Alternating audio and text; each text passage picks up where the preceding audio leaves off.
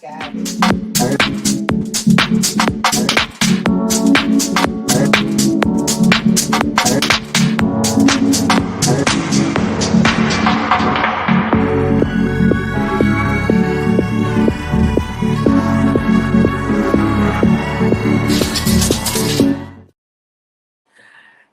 hello, my Crystal Loves Texas podcast family.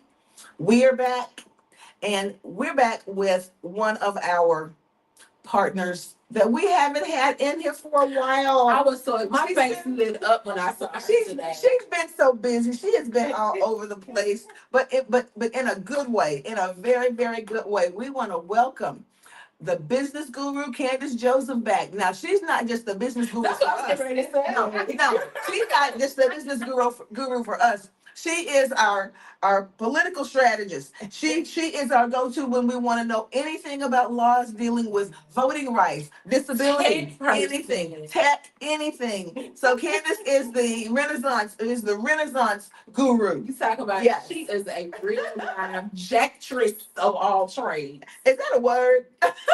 It is now. A jactress of all trades. Okay, but guys, listen. We are back today because we wanted to really kind of zero in on some things that have been happening here in Texas, just like the promo said, Candace, Rebecca, while we were sleeping. Clearly. And when Candace brought this to my attention, I had seen a little bit of it, but not a whole lot of it. But when Candace brought this to my attention, I was absolutely floored. Candace said, "Crystal, do you know that there were almost 800 different items that actually were basically they kind of rode the gravy train in?" Yeah. On this last legislative session because, wow, people weren't paying attention. And we want to touch on some of those today because Candace and I were talking before we got started, and Rebecca, and we said this is something that people need to really, really be aware of.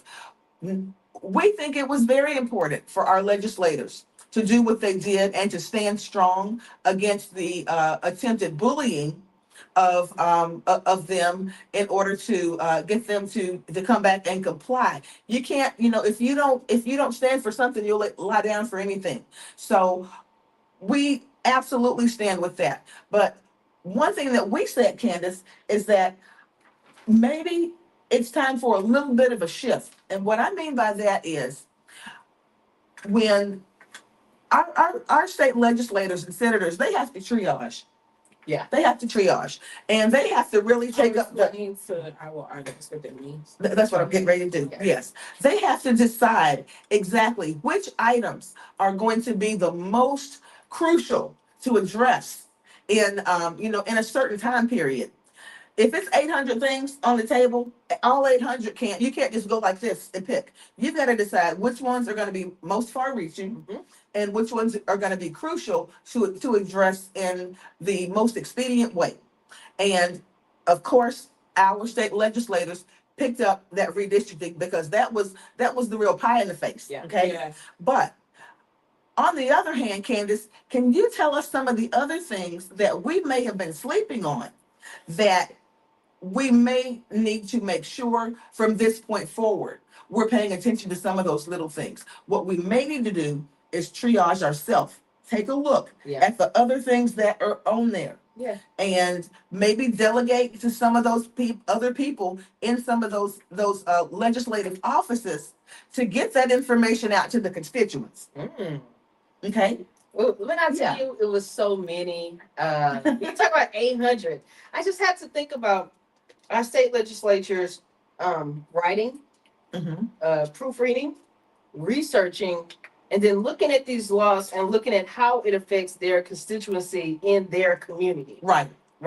Like I thought about that and I said, okay, let me do a little digging because I started reading through that stuff and I said, wow, look, before my eyes glazed over. Right. I came up with top 20. Because it was 800. Excellent. 800. It was 800. 800. And they published the top 10 on in the Chronicle. Yep. So what was your number one in that or I don't know if you ranked them, but what was your?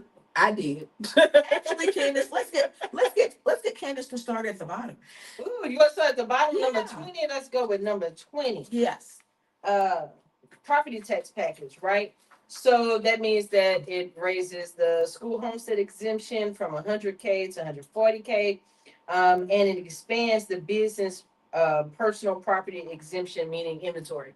So I think that's a good one because it cuts down on the local tax burden. Okay. Okay, Okay. and how it does that is that every company has to pay property tax. Right. You have to pay it based off your inventory, the size of your space, all of that. Exactly. I feel like that helps that helps business owners, Right. Especially because- small businesses. especially Yes. small business, because Yeah. you have to be able to grow. Right. Okay, And then you we can't grow when the taxes is through the roof. Yeah. that's true, but then I looked at it from a standpoint of I'm not saying that that the current package meets like the basic requirements, but when we look at the property tax and how people in older neighborhoods, Right. houses that were once 30,000, 40,000, that are now 150, 250. Yeah. Look at Bel Air. Yeah. right? Even for third ward, fifth ward, That's right. acres homes, all of that. Like we have to look at that. So I like the fact that the exemption amount went up because we do have a aging population here in Houston. Absolutely. So we have to look at that. Now that package, I felt like it was fair how it was written, Okay. and I understand why it was one of those things that was passed. Okay. And Okay. that's And how is that going to- HB9? How would that be a benefit for Houston homeowners? Well, I mean, for Houston homeowners, it affects us in a different way, right? So it will save a few hundred a year. Okay. And I think, look, the cost of groceries right now, I think a few Yeah. hundred is Yeah. okay. Oh, yeah. So course. people, they'll save a few $100s on property tax a year. With small businesses, they don't have to look at it like I can't store inventory in my Yeah, location. Exactly. Yeah. Because shipping and all that being what it is now, and the Right. cost of shipping, I think it's Oh, a and the overall. tears. Yeah, and I think it's a win. I think that was a win. Okay. Some of them make me scratch my head and make me go, We're coming to some of those. Oh, I think We're that coming was to some it. of So that was number 20 on my list. Okay. Number 19 is about trades law, which is about no NDAs in sexual abuse and trafficking cases. Mm. So you don't have to silence. You're not silencing the victims anymore. Okay. So I think that's one of them in the top 20. I like was that. fair. I like that. Because that intimidation is real. It is. And It is. people have to be okay with telling their story, telling their journey in order to save somebody else. And you know what? Wouldn't that be something if that was up for a House vote on a national level? No NDA. Huh? I think every state should adopt it. Yeah. Personally. Yeah, because we would have a But- little black. We would need a little black book. You know? you would have to care about people. So You would. But I think that it you brings would have to about- have some type of empathy for people to do that. That's true, but I think it brings about more accountability for Yes, the it people does. that were the abusers. That's right. Oh, of course. You know what I mean? So like we see it all the time. We see it in recent news as well. Yeah. Where victims are saying, "Hey, we're going to tell our story. We don't care about the NDAs." Right. But I think that As recently as yesterday. right. Yes. So I think not silencing victims It's important. is a great thing. That's important. It's a great thing. People should be able to tell their stories to save someone else. Good. Oh, I like number 18 coming up. Let's talk about that. Okay, so House Bill 229, Yes. it legally defines a man and a woman. Wow. So it definitely imposes biological, sexual, sex definitions across the state board and vital statistics. Okay. It really has a far-reaching effect on records and services for trans Texans, though. Absolutely, it does. I look at it from the standpoint of people don't realize the bravery that it takes to even go to such lengths to say, "Hey, I'm a person that's in the wrong body. Right. I desire to change my gender markers." Right. And you got to look at it from the standpoint of birth certificates, Yes. getting driver's licenses, passports. All of Right. those things are affected, and that's something that's a real issue for trans Texans. Right. I was not surprised by this, Yes. but I was hurt by this. Yeah. because I deal with a lot of trans youth. Yes. I deal with a lot of people that's in the community Right. who, still have that fear of that stigma of their dead name coming back now. Absolutely. And Absolutely. and people are scared, like really on a national level, of how that can spread out, even because Texas is the biggest state. And then if it spreads out nationally, what does that say to same-sex marriage? What does that how does that affect healthcare for people within the trans community? That's right. So it really has a really big trickle down effect. It's far reaching. And the thing about it is just last week, you've got a couple of states on the books who have now motioned to go back and revoke the law recognizing same-sex marriage in their states when people have married, people have built families. Yeah, And- I mean, and you got to think all about of it from this- insurance levels. You got to Yes. think about it all the way around. And It's then it's all money. Yeah. Here is the bottom line. Again, we talked about this last week. We talked about a lot of these laws are rooted in fear Yeah, Absolutely it is. because, well, a lot of laws like the legal definition of men and women, a lot of these laws are rooted in fear. People fear what they don't know, Right? right? And so a lot of these laws is to comfort a certain section of society that's okay with living in the 1950s and 60s. but I look at the number of trans people in Texas. Yeah. It's such a small Yeah. percentage. Right, I get it. And the thing It's about such it a is, small percentage that it affects. Candace and Rebecca, here's the thing. Here's the thing. How many times a day does something that a trans person does, them living their life, affect you and the way you live your life at all? It And that's what It doesn't. It doesn't. That's what I wanted, and that's what the point that I'm trying to. Am I peering over someone's fence to try to get something to talk about? Like No. Kilroy? And when I'm going to the ladies' room, I don't care who's in there with me. I'm coming in and You coming close the out. door. Yeah, you go Right, ahead and that's close the door. another thing. I just want people to understand, for Yeah. those who are homophobic and all of that, gay people exist. We They've everywhere. always existed. We everywhere. No, and I feel like we're laughing about it, but I feel like this needs to be said, unfortunately. That's a shame that you have to say Gay that. people exist. Yes. They've existed in the before time, and they're going to exist in the future, and they exist now. And they won't be going anywhere. And they're not going anywhere. So at some point, you can have all laws on the books. Yeah. They're still not going anywhere. That's right. There's no going back into the closet. The closet is closed. It's shut down. Okay? So you're going to have to get comfortable. The closet's got a lock on it. Okay. Yeah. You're going to have to get comfortable being around, dealing with, interacting with gay people. And guess what? It's okay. With the trans community, though. Okay, so let me say this in regards to trans community. Yes. What we really have to realize is the impact that it has on mental health, Right. and that it has on physical health as well. Right. Because even after the transitional period where someone decides to physically change all of that, right? You still have doctor's appointments. You still have things that you have to do medically, Emotional baggage. but Yes. also physical as well. That's right. So you have to be able to be okay and with being in a space where all of that is taken care of. And healthcare and mental health care is a basic human right. Yes, Right. it is. It's a basic Yes, it human is. right. It doesn't matter how you personally feel about You know, anything. so they're Yeah. paying their premium just like I'm paying That's mine. right. That's right. So That's right. I think in that case it may be really sad because it brings about a level of discrimination that we already deal with out in Yes. society, and now we have to deal with it even more. And it's really sad because we're people that pay taxes. That's We pay right. taxes. So here we are paying taxes in a space where we can't, I'm saying we as a community, right? Where we can't have rights for Yes. our basic needs, basic human rights. Who would It's want to very deny sad. someone basic human rights if it does not impede upon their rights? I mean, but you gotta look at it like this. You gotta have something to talk about. Okay, y'all did away with DEI, which is also on the list. We're gonna talk Yeah. about that.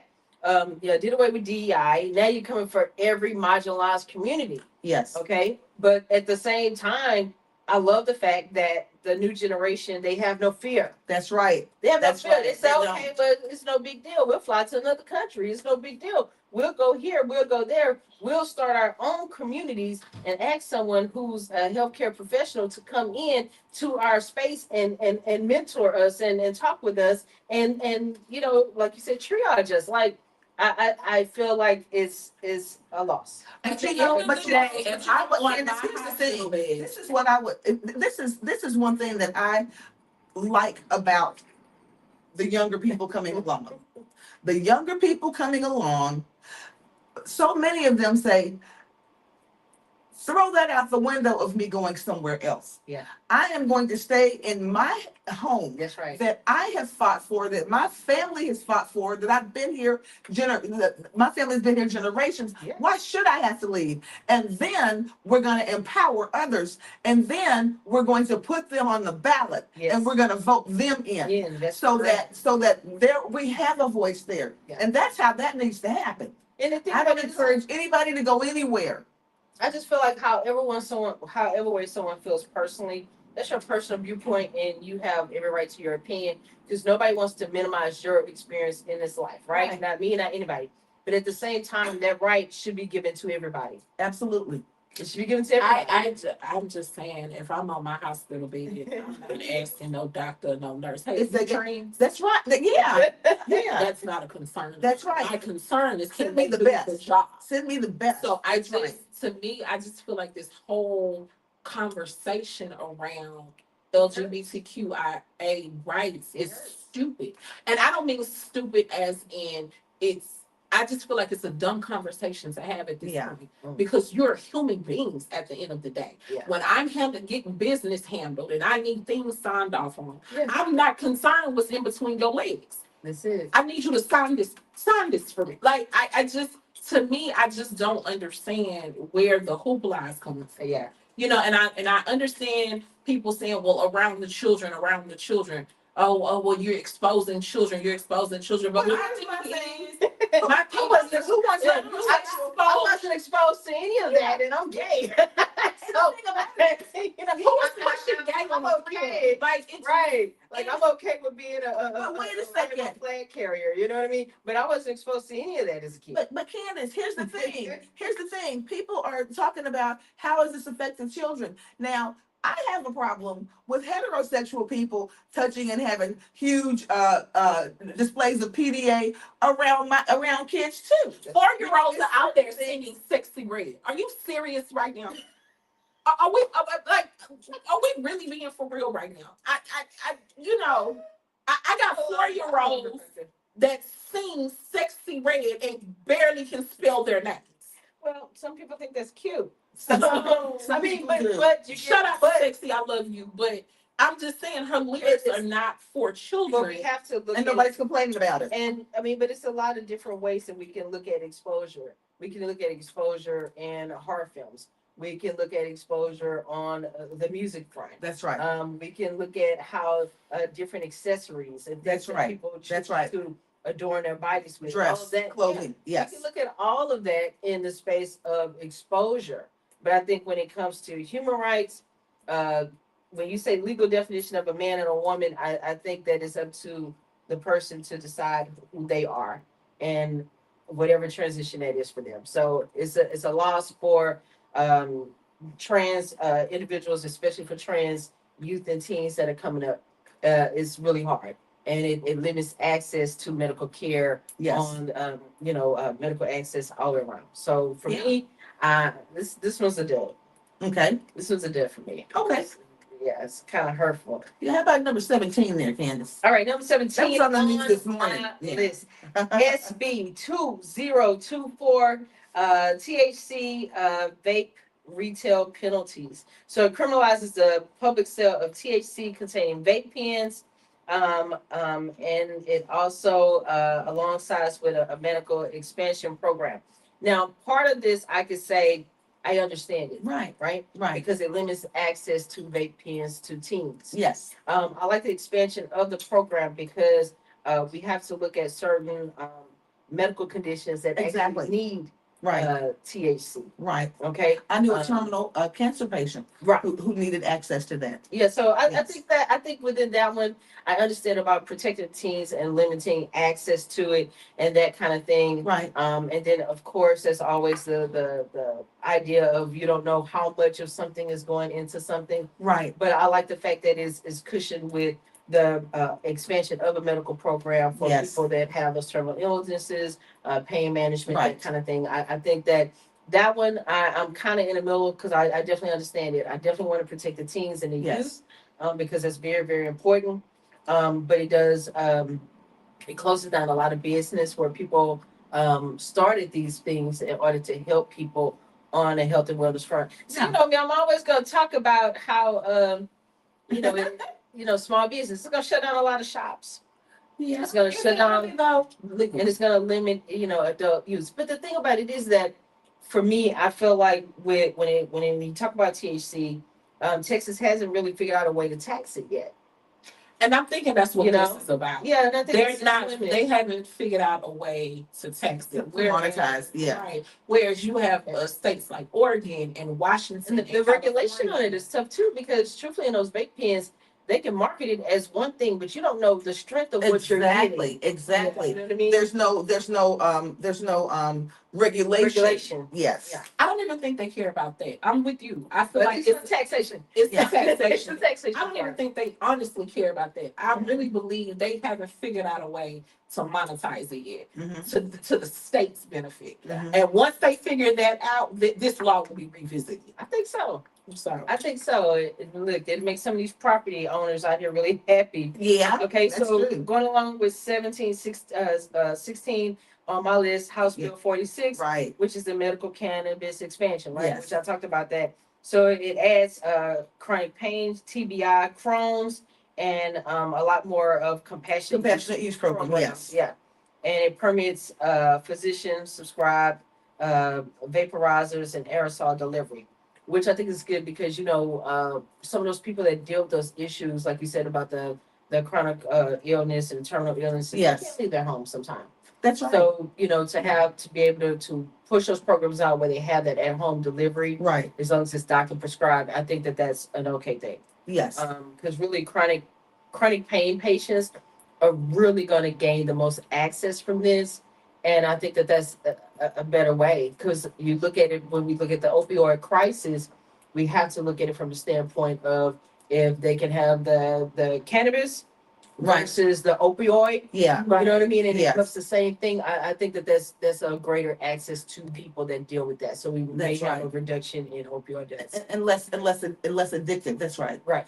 And and I'm going to be very honest with you. I was telling Rebecca about this. I said last week, Rebecca, even some people treat their pets with this. I have a Seizures. dog who has seizures, so I've got to put 2 drops of Mhm. THC in her food Yeah. so that she won't have seizures because she was having continual seizures, and just doing that has arrested that cycle. And then think about it from Yes. an adult standpoint. Yeah. You have adults that deal with that. And That's right. Instead of them taking a lot of pills and stuff. that Pharmaceuticals. actually makes them worse in a lot of cases. That's right. That's right. Because you once again you don't know what's in it. That's Right. right. And people can have adverse reactions to it. That's So So I like the fact that the option is there. More options for care. So I think that was okay. now this next one, Candace, I'm gonna tell you. I had a little bit of, and maybe it's because I just don't have any broad insight on it, but I did not realize that there were instances where SB 33 actually was something that took place. Yeah. Because and if so, in what instances would the state or county fund this? And explain what SB 33 is. Now I think that we probably have to research that a little bit more on the county level. Okay. Because I think it would be county for county. Mhm. But just to- Harris County has already said, I can speak to that because Harris County has already said they're not dealing with abortions. Well, They're not Yeah. arresting nobody for abortions. Right. They're personally, the county has said Yes. that they are out of the abortion issue. That's not even in their realm of doing things. Of course not, when you're dealing with budgets and things Yeah. like that. Yeah. So, SB 33, just to let everybody at home know, Yeah. is about the local funds and abortion travel. It prohibits cities and counties from paying for or facilitating residents abortion travels outside of Texas. But I think that reason why I say I don't want to talk about that too much, I want to let people know about it just so they Right. can have their ear on it. Yes. Because there gonna be some legal actions in regards to that. Absolutely. There are. And I There think it's certainly gonna, will be. and I think it's gonna boil down to county per county. And how do you even regulate this? Yeah. Yeah. I mean, do I Yeah. show you the pregnancy Who is test as I'm who's going to? policing it? That's Yeah. what Who's policing I it? mean, but that's my whole point. Yeah. the law itself doesn't make sense. That's right. Because who do And again, some of these laws are on here. Like Candace said, these laws are on here to appease some large fundraisers. Yes. You know, they're on here. They don't even, as far as the amount of people that they would actually affect, it's so minimal. It's very But small. it's there. Yeah. Now. They're stroking these large donors and saying we gotta that's law what for I'm it. saying. You and that's what I was wondering. Yes. Like when you go and talk about these laws. Now I've seen plenty of debates on the Senate and House floor and of Austin. Right. Virtually, and I've been there in person to Yeah. see a lot of these debates. I never hear how you're going to regulate a lot of these things. Right. I never hear how these laws are going to be executed out. It's Exactly. always back and forth. Like, do y'all even think about how these laws are going to be executed? Because, like this one specifically, how do you even check for that? Like, You send the women's health police into the room, and that's how you do that. So that's why I'm saying you can't. There's no way that you I got you a can. copy of my plane ticket. or I know, along with this law that I found out today, Yeah. because some more insight has come out within the last 24 Right. hours, that Texas is looking towards legally banning the mifepristone. And for Right. those of you who don't know what mifepristone is, it is the abortion pill that It's used for deregulates DNCs. Yeah. your pregnancy. Yeah. So Texas now has said, and Greg Evans said it with his whole chest, Yes. or what's left of it. So, let me explain that a little further. When a woman, when it's been found that a woman's pregnancy is not going to be vital, Right. and it's ectopic, or this is something that will not survive. It cannot survive outside of the uterus. Okay, this is something that's given to the woman to induce her to go ahead and deliver. And it's early. Yes. So It's when very, you, very early. when you have it, when the mifepristone is when it's issued out to you, you're normally 6 weeks to 15, Right. 20 weeks pregnant. Right. Barely. Some people don't know it yet. Yes. So when it's issued out to you. Only in instances where the pregnancy is not vital. Right. So, Right. So it's already heavily regulated. Right. Yeah. So he's saying now that you will not be able to even get it in the mail. So Right. So that means if but you have again, Mhm. how is that going to be regulated? Because you cannot legally, and that's federal, you can't legally go to somebody's mail and open it. But you have doctors. You have doctors who feel that their feet are to the fire, Yeah. and that if they, they have a manifesto of all the drugs that they order in their offices. No, Okay. but you as So- an individual, you don't even have to go through your doctor's office to order mifepristone. You can go on the internet. You don't have Okay. to go through your doctor or But I'm saying, as far as Texas laws are concerned, even a doctor, they are being so absolutely firm with doctors. Doctors are afraid Yeah. right. to even order it But- for their but patients who need it. But that's what I'm saying. Yeah. To order mifepristone now, you don't need a doctor to sign off for you to order it. But they're saying what? You can order it yourself. Yeah, So what Texas is saying exactly. is that if you order it yourself, Yes, then it's a felony. Exactly. It will be a felony. exactly. That's what we're saying. Yes. But how do you legally execute that? Well, Because if I order mifepristone, you can't go in my mailbox. again, Rebecca, it's on the books. That's it. That's it. Because I I know. feel like a lot of this stuff, And then as we're gonna go on to the next I one. feel like a Yeah. lot of this stuff, as it comes into place, like you said, it's such a small population. Yeah. And it affects, it's kind of like we don't really know how it's going to go into effect. It's a ceremonial law. It's ceremonial almost in its existence. It's not really affecting people because people there it's too easy, and we don't even have a criminal mind, but it's too easy for us to figure out how to do that. You have them send it to somebody in another state, Right. and they send it to you. Or you gonna meet them in Las Vegas and y'all have girls weekend, and, so what we're saying is that it's simply ceremonial in nature to appease a certain portion of the population who need to be appeased. These are the people sitting scared, who are afraid of drag queens reading books in the library and this kind of thing. That's who this is meant to appease. Okay. Now the next one.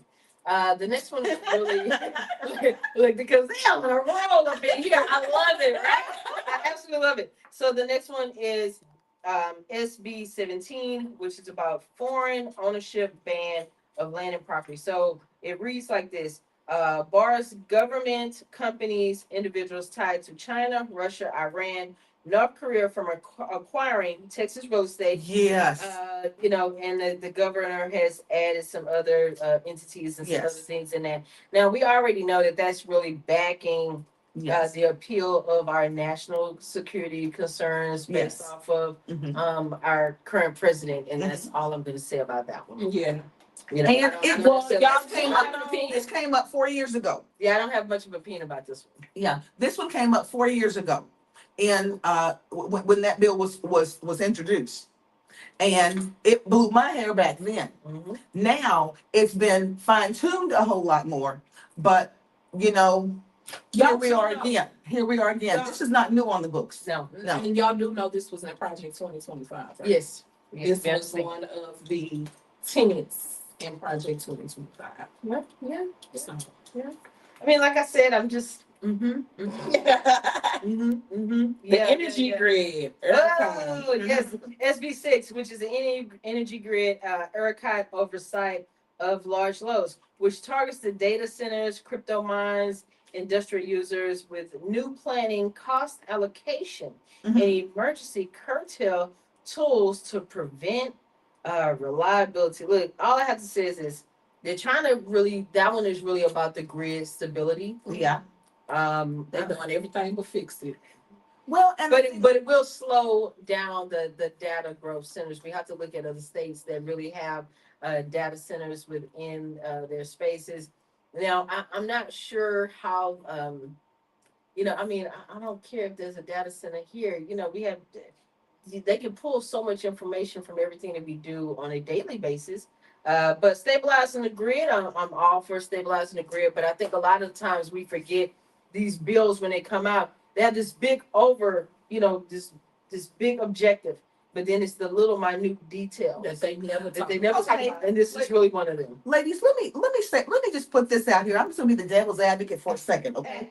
We're talking about ERCOT overseeing something, okay? Now, if I'm not mistaken, 2 years ago, ERCOT was on the hot seat, for not being able to oversee themselves, okay? And we had a failure, a huge failure. Now, this is my thing. Back that up a little bit.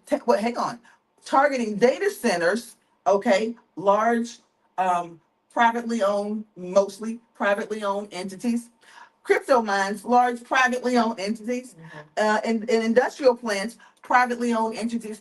Why would I trust that ERCOT would not, like I said, I'm being the devil's advocate, that ERCOT is not in bed with these people that they're overseeing? Well, let's start. You understand what I'm saying? I love that. Because this is the kind of thing, that's like saying, Rebecca, I'm going to, Candace, you have got a company that you're selling widgets. Yeah. And I have a company, I sold you the widgets wholesale. Yep. So I'm gonna go and make sure that your widgets are good but I sold you the widgets, so I'm going to make sure that you pass the test. But I'm over other people's widgets too. But I'm going to make sure that you pass the test because I sold you the widgets. How accurate? How accurate is my oversight? That's all that I'm How saying. big is the profit? All How big is the profit? Oh, I'm sorry. Wait a minute, but let's even back that up even further than Okay. Okay. that. ERCOT was never supposed to supervise themselves anyway. That was the Thank governor's you. job. Yes. So, Yes. and that was clearly brought out Yeah. 2 years ago when Right. blackouts was rolling across Texas. Mhm. First of all, we're the only state in the entire union that's on our own grid. That's Let's correct. start there. That's correct. Start there. And then two, the governor, while you worried about redistricting, Uh-huh. is supposed to be over ERCOT. So he is supposed to be doing the checks and balances with ERCOT. So we have a blackout, a rolling blackout 2 years ago. Mm. You said, I want to fire everybody at ERCOT. ERCOT says, no, no, no, no, no, no. You approved all of this. Yeah, they turned it around. They turned it around on. But you can't even be mad at ERCOT because the fault don't lie on them. The fault lie on the person who's supposed to be overseeing it. Okay. This is why I love Rebecca. I This is why I love these two, because you can already see that they're having a difference of opinion in how it's going to play out. No, I agree. I agree with it, but like I said, my thought is this: how are you going to have the, what do they call it? The fox watching the hen house. You understand what I'm saying? Why is this a law? Yeah. Why is this a law in the first place when the person that's over the state is supposed to be watching ERCOT? This law should really be null and void. I just want to make sure my lights stay on. And the heater. And then on the I'm winter. already getting charged per wattage and Yes, the me too. amount of feet. And everybody keeps Yeah. saying, Rebecca, why do you keep harping on that? And I keep harping on it because you literally made a law abdicating your responsibility. I just feel like in this situation, all of our light bills are gonna go up like $25. Oh, they already had. Yeah. No, I'm talking about additional. You know what I mean? Yeah, they Because already gotta have have. a oversight. $25 is $25. They gotta have a fund for that. You know. Yeah. to make So sure. Centerpoint already said they going up. So I just this is what I'm saying. They're doing everything but fixing the doggone grid.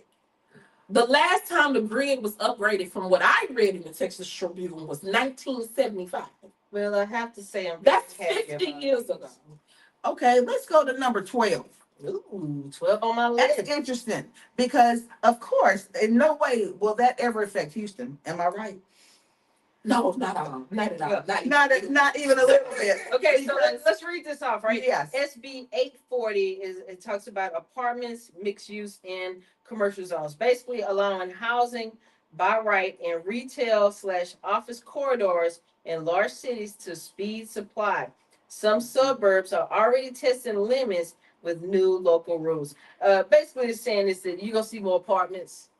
Yeah, and it could be There's built more right apartments. next to a liquor Right store, next to a liquor store, right next right to next to- Isn't that- a company. Isn't Yeah, that the complaint in Harris County now that we don't have no zoning laws? that's what I said. Of course, this won't affect Houston at all because They're looking at we'd it have to go back and grandfather Well, something. they're looking at it from a standpoint of trying to figure New out development, how to go new forward. development and how to create housing. So they're trying to figure out a way how the astronomical cost of renters and things like Yeah. that, how those things can go down. So it is a very I have very mixed reviews on this Yeah. one. Right, because what I took from this is the zoning laws. Yeah, Me too. Which is a problem now in Houston because you literally have clubs in neighborhoods. You have clubs in residential neighborhoods. and even gentlemen's clubs. So Yeah. Now listen, them people been shaking the tail feather. I agree. Why is this a problem now? They've been shaking their Oh, tail right, yeah. feathers. If you just throw an ad, you can hit 45 and it's a gentleman's club.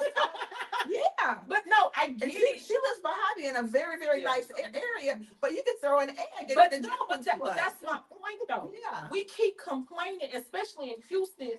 We are complaining day in and day out about clubs being in residential areas, Yeah. about wastelands being in certain true. areas. Right. We're complaining about these things. And don't get me wrong, these are legitimate complaints. But you know how can all of this be solved? Having zoning laws. But at the same time, But how do you go back and retrofit wait, the zoning law? we're worried about apartments, but nobody's worried about these food deserts. But hey, who am I to say anything Yeah. about this? Yeah. I mean, like I said, when I read it, I was kind of mixed reviews on that because I do see the overwhelming cost of everything now. Yeah. Groceries going up, gas is going up, everything's going up. So to think about it being able to lower housing costs for the everyday Texan, I want to see that happen, but it's all about how it happens. Exactly. Because you know the rent is not gonna go down if it's in a certain area. Right. That's true. You know, so you That's true. you in a You know, I can't see rent going down anyway. right. You know, But the outskirts. but if you're in a certain area, Yeah. you know rent is going to be sky high. That's why I live in the hood. That's why I live in the hood. You can't send me back so bad. I never left. That's why I live in the hood. I tell people that, you know, don't worry about the corner store at the end of my block. Just know we cool, you know. Right. But I mean, And I things tell like people this, all the time, I'm all and I for it. get If it brings down lower costs, because we have a lot of our local Texans, local Houstonians, and people around our metroplex, like they are suffering. So anything that I feel like can bring down lower costs, for people that are unfortunate not to have their own homes, but do have to rent, and all of that. You know what I'm saying? so how do you go about regulating it? And I'll wait to see.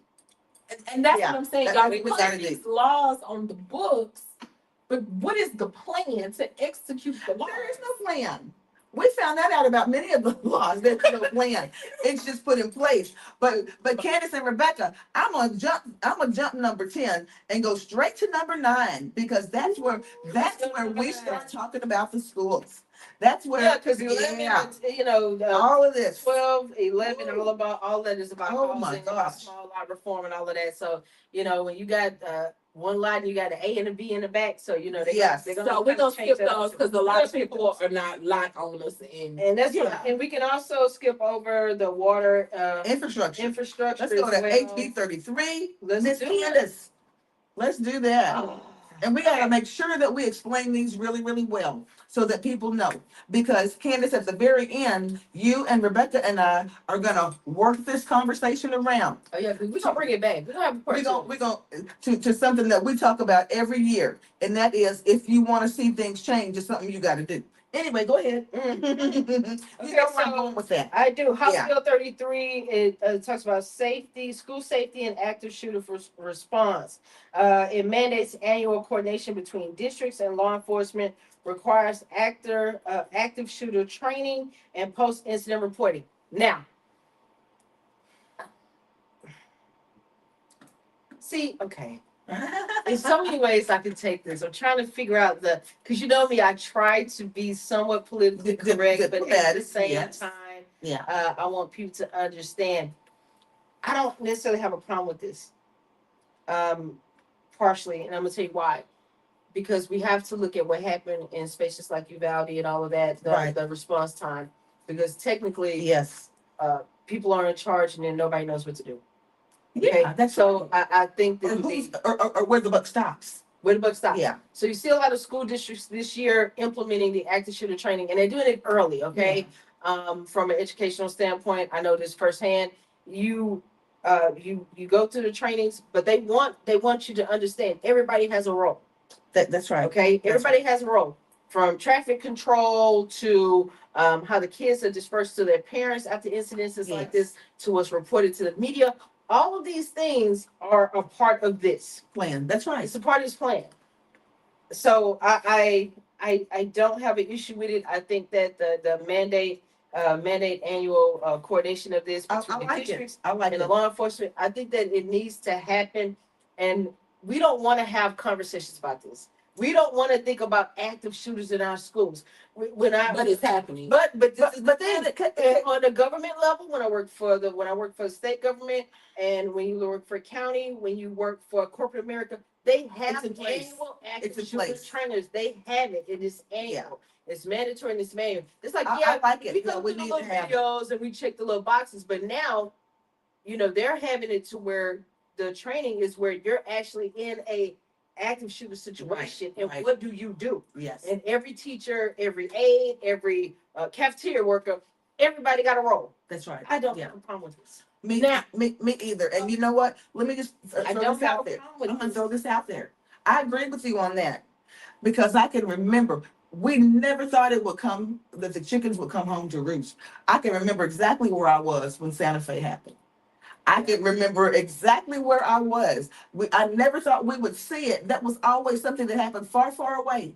Yeah. I can remember exactly where I was when Uvalde happened, sitting in that classroom with Now, those kids. I just feel like with the drills, with the increase in drills, though, I want to be very careful when I say this. When I look at the increase in drills that the kids are going to have to go through and the teachers are going to have to go through, I'm very worried about PTSD in these students. Okay. Because I see how they react through fire drills, through the the holes and all of those things that you have in school that you put in play along with the regular fire drill. When you was in school, you had the fire drill, then you had the hurricane or tornado training where you put your head in between your legs. and we knew how to ask. But at the same but You crawled under the desk. but you have to remember nowadays, And we knew how to ask. but information gets out faster. But That's at the right. same time, we have to look at our student populations are growing in these schools. That's right.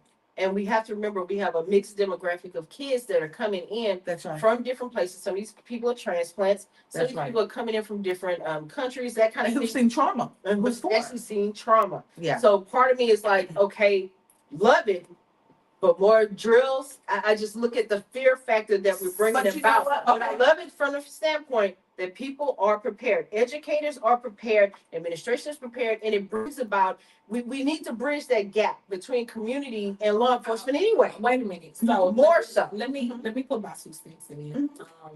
I don't think it goes far enough, personally. Okay, like I think this is something better than nothing. Nothing. Yeah, I agree. I just don't think it goes far enough, and I'm explaining why. Because if you look at all of the school shootings that has happened, and good God, it's been over thousands of them. This last week. The main Before last, complaint in every the common trend that I saw in each one of those was we prepared for this. We prepared for this, but there was a breakdown in preparation. Yeah. So this is how this was the preparation, but it didn't go far enough. But you know what? There's some things you can't anticipate. No, you're not gonna. That's why how you're gonna really react. But I get it. But Santa It's Fe, short. Santa Fe was one of those school Yeah. systems, right? Yeah. They said that they prepared for this. They had teachers and district personnel. They had met. The people came out to the school to train. Right. And then we had what happened. So this is what I'm saying. I'm glad that there is something. Yes. I'm glad that there is something in place instead of people running around with that, because that's not gonna solve nothing. Right. I'm glad that there's something in place, but I just don't feel it goes far enough. And I get what you're saying. Yeah. But when you have 25 officers that's outside, that's scared to even go in and handle, even though there's a district, all of this stuff took place, but they still scared to go in with shotguns. That's and I get why, because you're still dealing with children. But at the same time, I think it boiled down to accountability on who's supposed to give the order to go in. Yeah. You see what I'm saying? So Yeah. it's kind of like we can go tit for tat, but at the end of the day, the results are the results. Right. I'm glad that they have something. I've seen it. I've seen the trainings. I've been a part of the trainings. Yeah, I I have remember too. too. Yeah. You know what I mean? So it's one of those things when you see it and you go, okay, but it's a very sobering training. It's Yes. a very sobering thought. Like I had to take 5 and go to my car and rock myself. Like it's very sobering. It is. Yeah. It's very sobering when you sit there thinking about, usually, fire drill, you just used to make sure you had your class rolling, but now I got to make sure that parents are communicated with. We got to communicate with law enforcement. We got to communicate with. While you're experiencing the trauma yourself. Yes. Yeah. On top of it. Yes. So I'm okay with this. Yeah. But I want to see. I know I want to see it grow. But I think that this is a great start. Yeah. It's Oh, a great start. I will definitely say this is a great start. It's a great start. But it needs to, and I know you got to start from somewhere. You can't expect to Somewhere. Yes. But I All hope that for it school grows. safety. Yeah. And like All Candace for said, if you've never seen that a simulation, it was a video I saw at school with a simulation, a child, an AI child, a simulator being shot, Mhm. and that did something. But wait, to what do you me. mean? Going to the leaving the campus and like you're actually like walking to the spaces where this is supposed to be a safe space. This is supposed to be the Mhm. rendezvous point, and then going through all of the safety trainings Yeah. on that location away from your home campus. It's sobering. It is. It's It is. very sobering. It is. And you're trying to figure out how you're dealing with all these thousands of kids at the same time, these thousands of parents, and then dealing with everything. And else then on going top of that, I'm okay with this. and then on top of that, you being a teacher yourself Yeah. and being responsible for 25, 30 lives. And the thing about it is, here is the part that gets very, very harrowing. When you have the main thrust of what you have to do is try to keep the kids calm. And that is going to be the challenge, trying to keep them calm so that they don't pull attention to themselves. Right. Candace, Senate Bill 37. Mm. Now, Wait a minute, where you at? number 8, higher ed governance. Some things make you want to. Yes. Now we're gonna have to get Miss Dr. Prieta in here To explain. to touch that too. Okay. But Candace, tell us a little bit about some of the changes that are going on in higher ed governance. So, universities are facing new compliance rules. And, it changes how the professors are able to teach their classes. They have to adjust their curriculum. So basically, it kind of reads: it strengthens Yes. regents' powers, creates a compliance office to university police, adhere to state laws. So it's kind of like you have an on-campus officer to go around to classes to make sure that you're not covering, certain things. Uh, that make people uncomfortable. Yeah, DEI, related to DEI. Okay. We So talking I want you Universities. I want you to expound upon that. Expound upon that.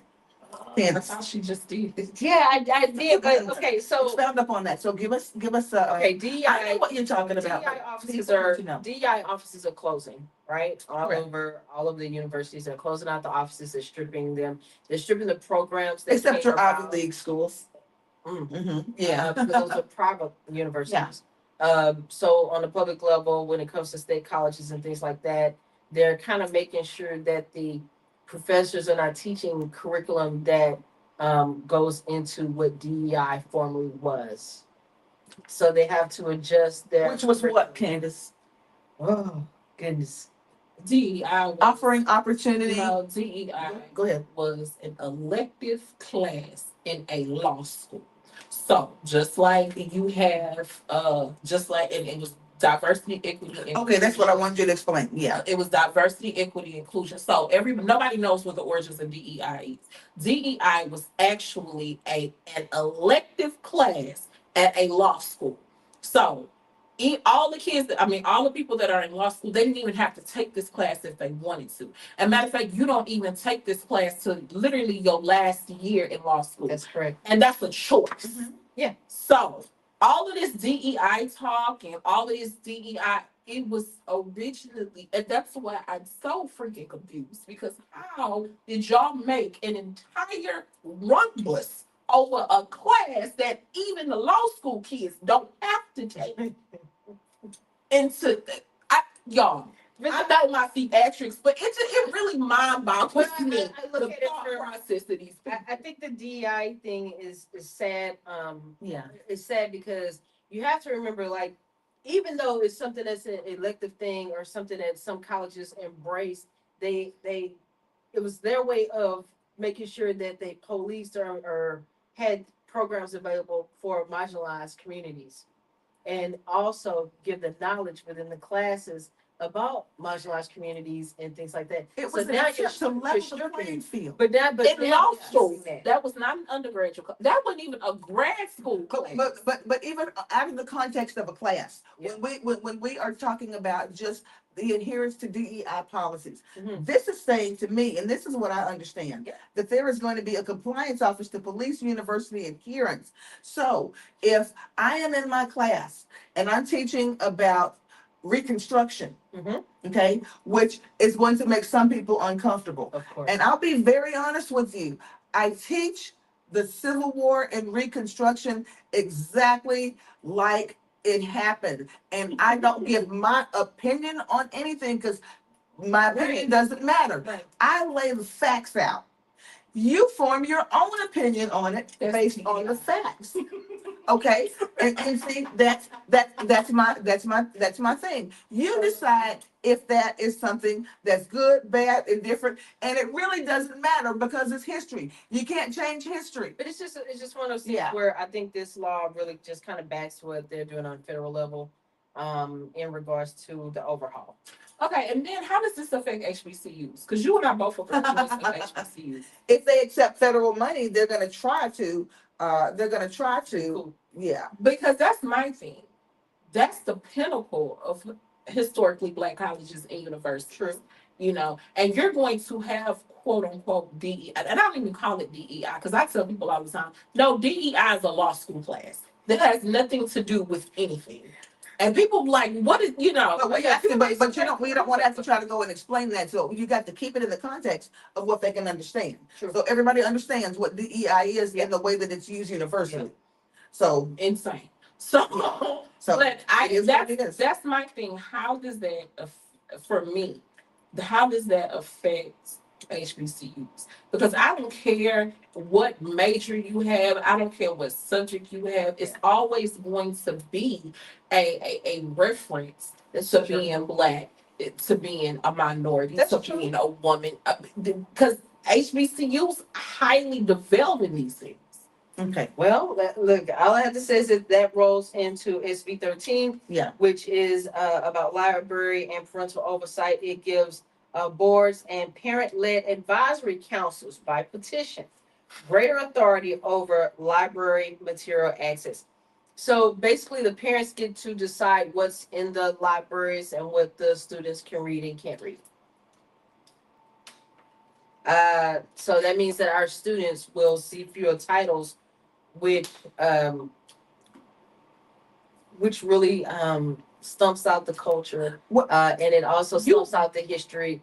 And it's, You banned To Kill a Mockingbird. Seriously? Well, but here's the thing, guys. Think about when these. I want you to keep it in context. Yeah. Keep it in context. Yeah. Again, you have these things to appease a certain group that would like to instill fear. However, all of this is coming along in the entire uh, day and time Yeah. of cyber information. And the books are up there. If people And want to read people them, they're wanna- here. You And- can't wait, and I ban can't- someone from reading anything. You If can't- your I child has a phone, Well, they can get to it. I can't wait to see which school district in Texas bring back all the banned books. I'm waiting on that. Yeah. I'm waiting to see, because if this is something where it's parent-led advisory, Mm-hmm. I want to see what they do with that. And then that's my thing. Because you only take one parent into consideration, one type of parent into consideration. You never take the other parent No, but into consideration. We're gonna see what happens. like Stacey told us when she was on here before, they're gonna listen to the loudest one in the room. And if you're not in the and if you are not in the room, you don't have a voice. And she said visually in the room. So that's why Rebecca and I said at that point, she said, you got to be there in front of them for them to take you seriously. Don't send a letter. Don't send it. Don't send an email. That doesn't matter. You need to be the one standing in front of that state board. And this is what I And tell they- people yeah. all the time. Yeah. There is no such thing as a banned book when you have the internet. Exactly. That's my point. That's my point. You're gonna ban the internet. And I just and newsflash, your children are gonna get to it. They're gonna get to whatever they want to. Yes, they do. They may not do it when they're 4 or when they're 5, but you know what? even 11 year olds have learned how to hack and go past parental locks on Yeah. phones and get to what they want. It's true. They can get to it and have people delivering all kinds of contraband and illegal substances to their homes. You know, and you're worried about whether or not a child is reading Huck Finn. Well, if y'all like that one, you definitely love this. SB 12, which is a K through 12 DEI restriction and parent rights package. Basically, it bans DEI based hiring, and it includes instructions on how to not address sexual orientation or gender identity in K through 12. So basically, it's saying that they're not going to discuss anything, anything related to sexual orientation or anything like that. Well, what Or about this, gender Candace? identity. How about this? When the What kids if, discuss what it, if, I'm not putting what it if a out. child brings a parent into the room and they want to be room mothers and they got two moms? Then what do? What is the conversation then? Do you not allow a parent who's volunteering to be in the classroom and helping students? And many times you don't have those volunteers just coming out of nowhere. You know, it's hard to get them these days. But I What think do you do? I With two think dads. I think with this one they put a lot of stuff in the wording here. But the basic generalization of it is that they want to limit discussions of sexual orientation and gender identity in K. How would that conversation not come up? I don't know how that conversation will not come up, especially when you have teachers who identify Yes. in the community space. Yes. So Yes. I'm very curious to see, but I also see a lot of lawsuits coming out of this. But you know I what, see a lot of Candace? lawsuits coming. Again, Yeah. that's if it even makes it that far. When I look at these, I truly see, and especially when you said 800, Mhm. when I look at these, I truly see this being littered with things that are put on here because contributor XYZ over here said that they would like this. Yeah. A lot of these will never make it out of the gate. They won't, but they're on the books. But you know what? Who's going to even bother to challenge it? Who cares about it? And basically, just like we're saying, who cares about some of this? Who's going to be the police in the room of the lady and her gynecologist? Who's going to police that? But I think what it is that when we look at this, is a lot of these laws deal with a lot of them deal with education. Yes, they A lot of them do. deal with education. A lot of them deal with property tax and how big small businesses will have to be able to operate in the future and what's allowable and what's not. Because like my top, my top three within the top three, Yeah, it's all about classroom stuff, education. yeah, SB 10 talks about the 10 commandments in the classroom. Now yeah. we want to say this: there are already litigation already out here Absolutely. for And you this, knew it was coming. and it's temporary block, but You it knew it was reads coming. it requires visible display of the 10 commandments in public school classrooms. Nobody's never given this to me, so I'm not displaying. Me either. But I love the fact that right now people are saying, okay, you're supposed to separate church and state. So I love the fact that these litigations are there. I'm sure the state's attorney general, I'm sure he has something different to say about that. But I feel like with this right here, we have to see what happens with this one because litigation is ongoing. And here's my thing, and I will die on this hill. You got all these laws about education for a country that's anti-intellectualist. Woo! Rebecca on one today. I love it. I mean, my thing is this: when you deal, I feel like this: the 10 Commandments in the classroom. You have to remember, a lot of schools now are very multicultural, very multi-religious. Absolutely. I'm a Buddhist. Okay. Absolutely. So how far is too far? That's right. Well, I'm glad you answered that question because we talked about it before we were on air. Yeah. That's right. Your lieutenant governor, Mr. Daniel Patrick, says that he's a little upset because there's an injunction on the 10 Commandments. So now he is stating he wants to have another legislative session. Oh boy. Okay. And say that if teachers are not teaching the Lord's Prayer, then teachers, if they refuse to teach the Lord's Prayer, have every child recite the Lord's Prayer, regardless of their religious background or affiliation, then the teachers and the at school administration needs to be fired. And that's what makes you know from that right there, from number 9 all the way up to number 2. That's what makes you know all of this is about the attempt to control. Right. It's all about control. So, teachers, what does that mean for you? What Dan Patrick said. What does that mean for you? Basically, this. If you, and again, this is something he's been spouting, and if I'm not mistaken, they're going to call another legislative session on this. Oh boy. Okay. So this is what this means for you. That if this passes and goes through, which they got the numbers in the House and the Senate to do it, if it goes through, if you refuse to teach the Lord's Prayer, like I probably will be, refusing to teach the Lord's Prayer, then you can be fired from your job. Okay, but here's the thing. If you must teach the Lord's Prayer, can you what is the tenets that the Buddhists Yeah, we have Buddhist prayer, Lotus okay. Sutra. Okay. Can we also teach Display that? that. Yes. Can we This is a also culture- teach? this is a That's cultural right. debate. It is. Because this is what It I is. said. You know, Yes. like, And what culture is superior? yes. It's about Yes. control. I mean, don't get me That's wrong. the thing. And Candace and Crystal know I'm both petty.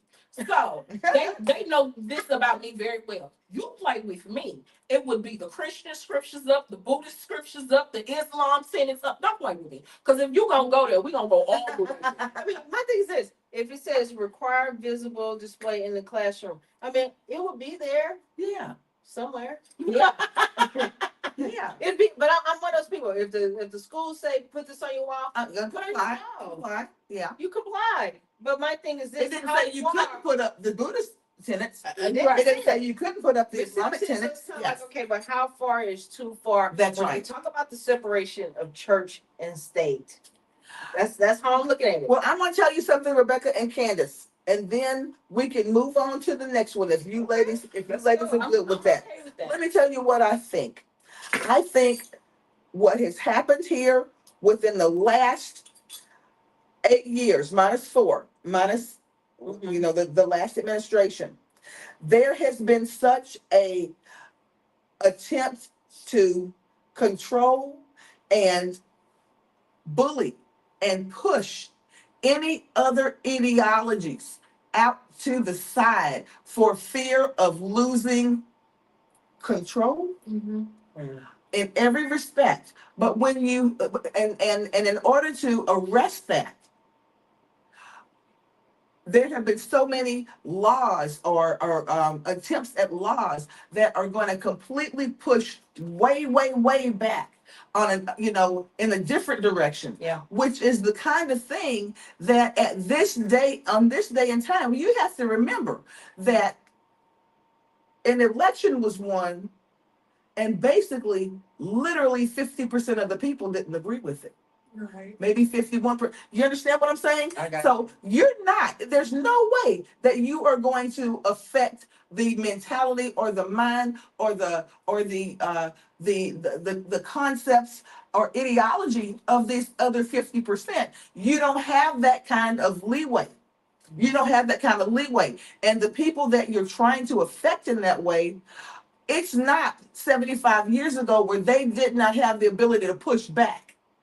And push back with everything. People today, they will put their life on it. That's true.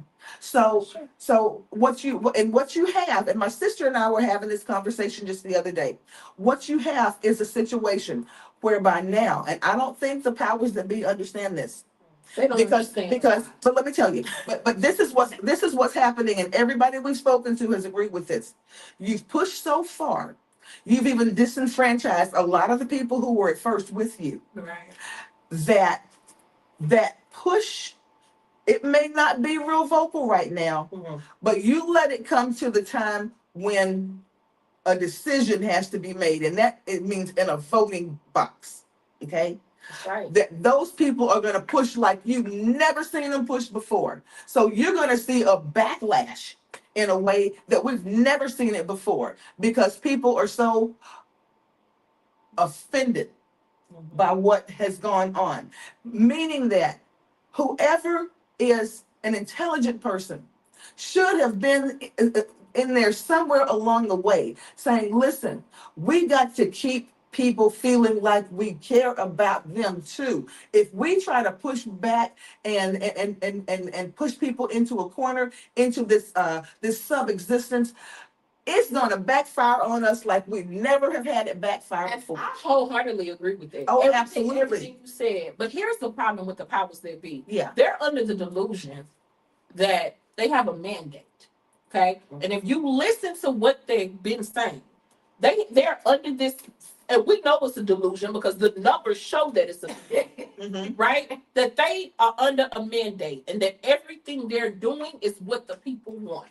And you hear the people screaming, no, no, no, no, no, this is not what I voted for. This is not what I voted for. But in the back of Even them, on the other side, and that's that's what what I'm I'm screaming. talking about, specifically. Yeah. But they're still under the delusion Okay. that we have a mandate.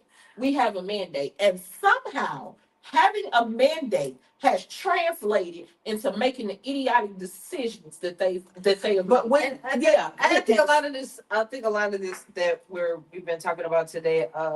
We really have to break it down to its very lowest level and how it affects the everyday. least common denominator, absolutely. We have to break it all the way down. We could talk about the marginalized communities. We could talk about the giant communities that it affects or who are propagating this, right? Right. We can talk about all that. Yeah. But we have to break it down to what it means to the everyday Texan. What does it mean to Yeah. you? What does it mean to me? What does it mean to our neighbors next door? Like Yeah. we really have to get into that space. Right. So I want to move on to the next one, Yes. which is House Bill 1481, statewide student cell phone ban.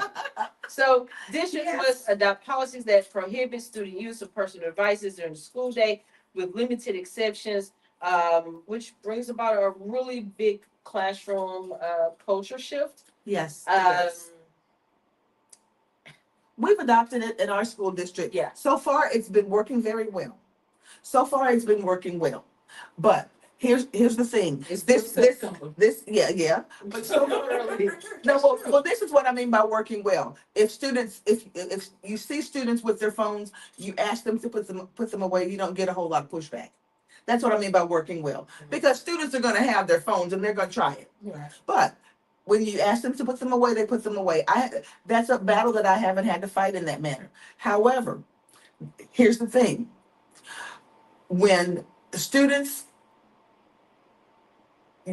it's imperative, and I'm saying this for I'm not necessarily saying mine, but if you are not going to allow those students to have a phone on them, you got to have some operational phones in that building that are in the classroom. Okay. You got to have that because even for the safety of office being able to contact the teachers. Everything doesn't need to go through intercom. And I think too that's been a lot of the complaints with Yeah. parents. I can't get to my child. Right. Yeah. I don't think the parents have an issue with the child not having the phone. The problem is these front offices Being able to get to their child. Yeah. being able to But get to their child. at the same time though, okay, so And I would get because the I school think that that- I came from, it was terrible. I don't have But when I was at that school that you were at, we had working phones. No, you had working phones. Okay. But this is the thing. I feel like For 3 years I did not. Wow. That's That's pretty standard. Do you have working phones in your room? Yeah. That's Yeah, good. yeah. See, I'm at a newer school. yeah. School. I don't have a Right, that. but there was teachers who did not have working phones. Okay, Yeah. I'm just gonna tell you how I feel about it. First of Okay. all, the parents knew where they dropped their kid off, What the policy was. but no, not even so much as that. It's state law. I think that's Yeah. just why we're not Yes. getting a lot of pushback. Yeah. It's state law. Yeah. And then the schools have to they have strict. Yeah. Hey, Michelle. They have very strict guidelines and rules in place about what those procedures are that happens if a student is with a phone or using a phone. This is the thing. Now, do I think it draws down on bullying while at school? Yes. Does it reduce the coordination of fights during the school day? Yes. Does it reduce the coordination of kids trying to skip during the school day? Yes. The thing about it is, when we were in school, but this is the thing, when we were in school, but at the same time, when we was in school, our parents knew where they dropped us off at. Right. Your parent know you in school all day. Exactly. Why your parent texting you to see how your day is going? Ask you that at That's home. right. That's right. That's right. But then Or the coordination of kids trying to get DoorDash delivered to the school. Yes. Or Yes. telling their That's parents, right. oh, I don't like lunch. Can you bring me Chick-fil-A? Yeah. Yeah. I think we have to realize that I'm gonna say this, it's gonna sound real. You know, we country clubbing these kids. And Yeah. I think that this really kind of really does bring education back into the forefront, because that way, don't get me wrong, I think kids should be allowed to have their phones during lunch. I think they should be able to have their phones, you know, a certain number of minutes a day, like Right, you have a homeroom right. class, maybe they need to. Ours is whatever. the last class of the day for the last 15 minutes. They can take out their phones. If they need to coordinate, get it right home, Get a ride or whatever. home, or hey, I'm Stand for standing practice. Yeah. Yeah, stand for practice, or hey, I thought I had detention, but I don't have detention. Mhm. I think those things should be allowed, but I think when it boils down to the distractions in the classroom, I am okay with that. Right. right. But here's my thing. I'm okay with that. I think that that's I am too. distractions I in am the too. classroom. They want to reduce that, because you have to remember, at the end of the day, the school districts, we have to increase these test scores. That's right. We Oh have boy. to- Well, we're coming to that in a minute. Yeah. I'm Test just scores. saying. But we here's have the to thing. increase the But test here's scores. my thing. But at the same time, I feel like if kids are less distracted by social media, we have to remember, we're talking about kids that are coming out of COVID. Some of these kids were elementary, middle school students, That's right. and now they're high school students. I still see where kids have issues socializing with each other, and they're sitting right next to each other. But here's my thing with You all know? of that. We have to look at the time period we in. I know. We're not going back. Right. It was just totally different when we were in school. Right. Even, and I'm gonna give you. I mean, and I'm into tech, so I get what you're saying. Well, but no, I'm gonna give you a case in point. What's Yeah. the point in having the technology if they can't use it? I get Right. it. Wait. Field day. We took up phones for field day Mhm. because we said, you know what? No, y'all gonna play. Y'all gonna be Yeah. kids. Yeah. And Play with each other. y'all gonna play with each other. Y'all not gonna have no phones. Y'all not. And let me tell you what these children did. They got on the water slides and they enjoyed themselves for about 15, 20 minutes. And then have the parents come pick them up. No. What? Then they came and sat by the teachers Yeah. and was like, we're bored. Oh yeah. And They we was will do just like, that. Yeah. go and go. And mind you, no child had their cell phone. And we told them, y'all go play, go play. Oh, we They don't didn't know how want to to. socialize. Yeah. We don't want to. It's hot. Why we gonna go play out in the field and it's hot? Like these kids nowadays are totally different because we Yeah. socialize them differently. That's true. And I think it's gonna work for a while. I'm with y'all It's gonna work for a little while. because I picked up phones in my classroom. So I did that. But I'm just saying, I just don't think that we're being realistic in the sense of, oh, because the kids don't have phones no more, they're not going to pay I get attention. what you're saying. And they Because have, their they have a attention lot spans more- are so short. and anyway.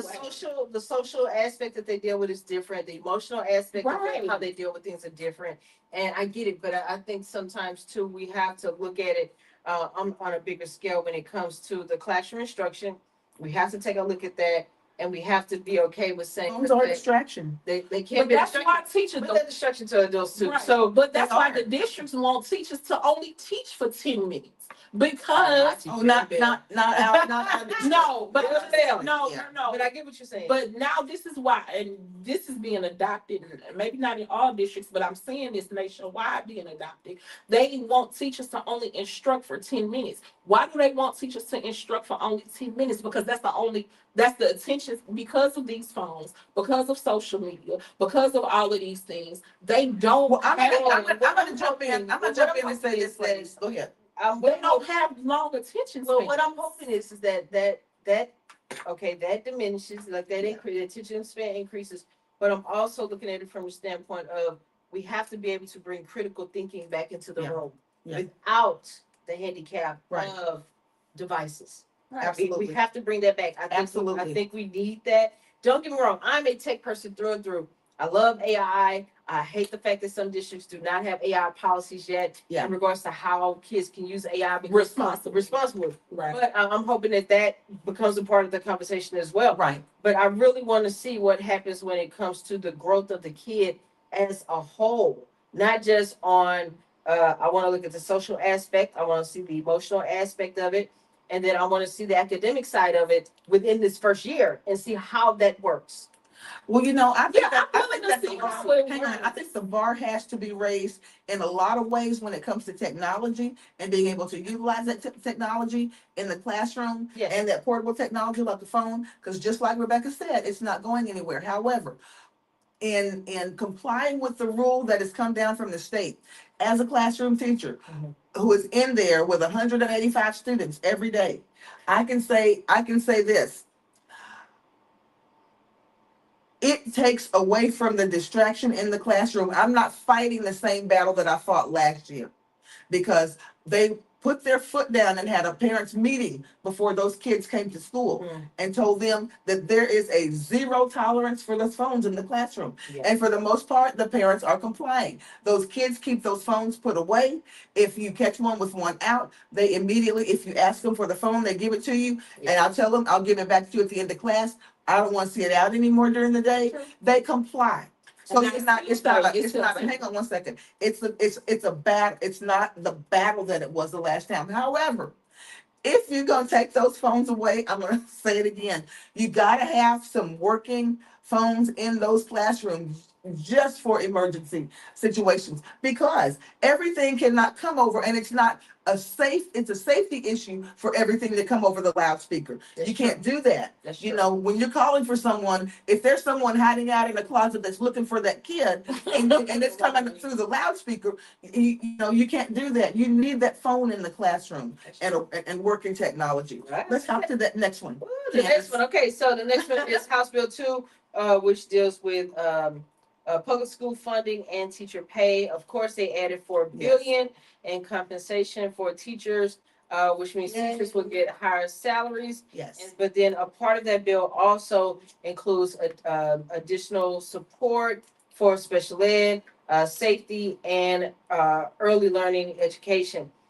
So I like it from the standpoint of students will get more resources. I just hope they get the right resources. Right. But I like I Yeah. do believe that the teachers need higher pay, but we also have to look at the fact of how they're going to put the pay along with the student academic achievements. Well, and see, that's the thing. I don't think that should be done, because this pay raise that teachers got, we're talking about a basic cost of living raise. Exactly. Yes. Okay, that was the kind of thing that's a cost of living raise. The cost of living isn't getting any cheaper, That's and true. it sure hasn't gotten any cheaper in the last 6 months. And then add inflation to that. That's right. And inflation is still going up. To me, that should not be tied to any kind of test results. That's a basic cost of living rate. But we're gonna. How- But what's happening is that because the state hasn't necessarily told the school districts how they can spend it, they gotta hold it.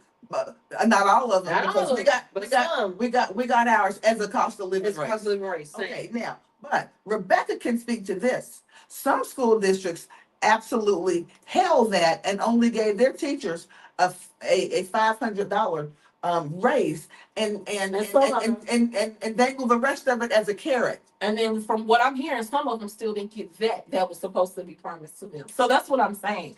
When they start allocating this money out to these schools, they need to allocate it with explicit instruction. That's right. And let the superintendents know across the board that, hey, this money It's not a choice. Right. This is line item for this. Right. This is line item for this. This is line item for that. And it's not a- sad that it's you not have to do it. it's not a like that. tax. That's okay, but a list of things that happen. Right. Because let me tell you, I'm gonna be honest with you. When the regime changed in the largest school district in the state 3 years ago, Rebecca, and we went to the NRG Stadium and heard the speech. Mhm. Okay. Everything at that point, we were told you get a $10,000 raise. Remember? Yeah. Okay. A $10,000 raise is a $10,000 raise is a $10,000 raise. However, we did not. They didn't say in order to get this $10,000 raise, you have to do this and you have to do this, and your work hours are now from 11:59 p.m. until 12:01 a.m. the next day, and we can use all of your weekends. You know what? No. Your work No, no, hours no, is no, from no. 12 a.m. to Yeah, 12 yeah, p.m. yeah. And see, here's the thing.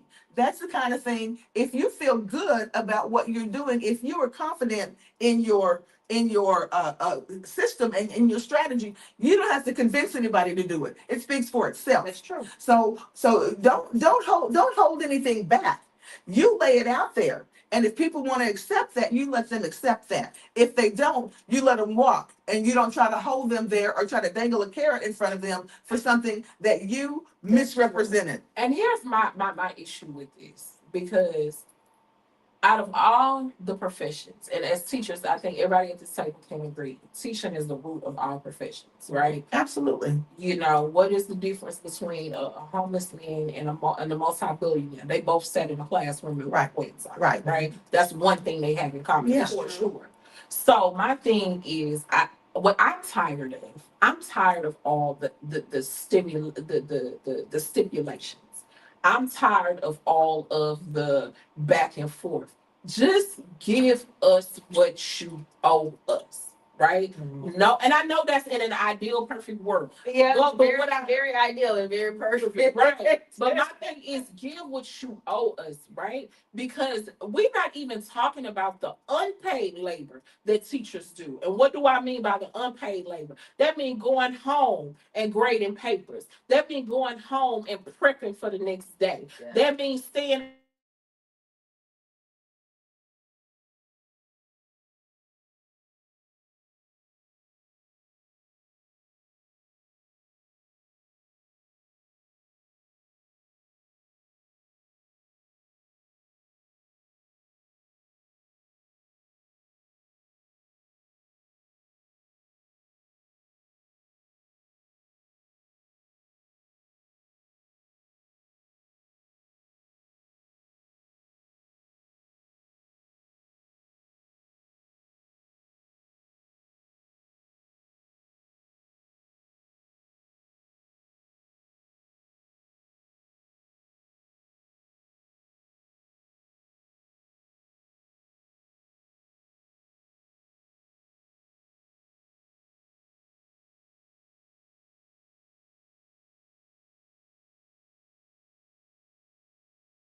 I think it's going to be a good shift. We just have to be patient and really see how all of this is going to play out. But I'm very happy about the SPED. I'm very happy about special education getting more support, getting more funding to do what they do. Because when I tell you, I see these ladies work very, very hard, and men work very, very Yes. hard in what they do, and that they're providing for all demographics, and I absolutely love it. So I just want it to be more. I wish they had a headquarters. I think it's gonna be all right. But with all of these laws, we just have to see how it plays out.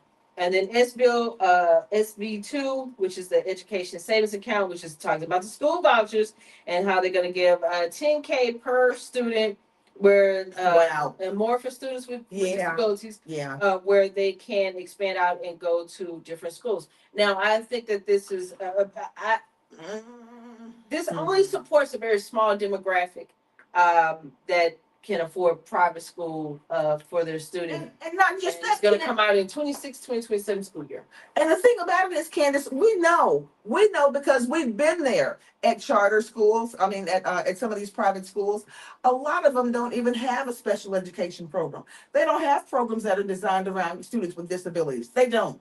That's the kind of thing that a lot of times that's left to the public schools. And here's my thing with all of that. If they're going to be taking state money, because this is what this is. Yeah. Make no mistake about it. This is state money.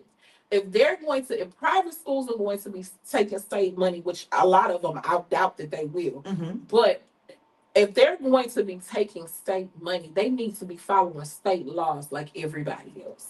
That's my thing. Okay. I don't see that happening. Exactly. You know, they write their own rules. Right. I don't see that happening.